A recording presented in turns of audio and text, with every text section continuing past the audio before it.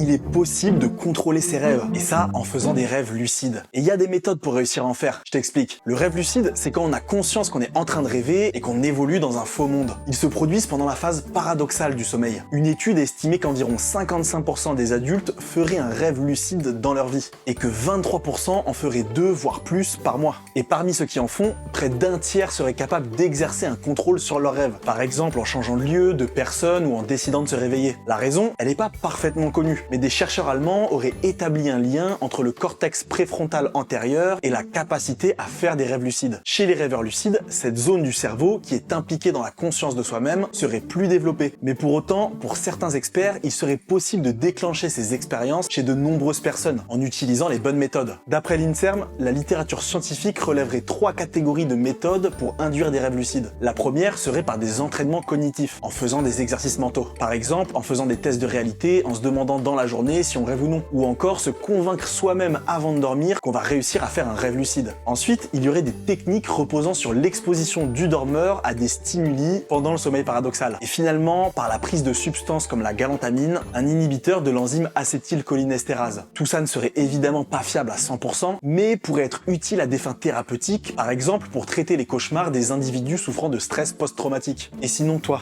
t'as déjà fait des rêves lucides ?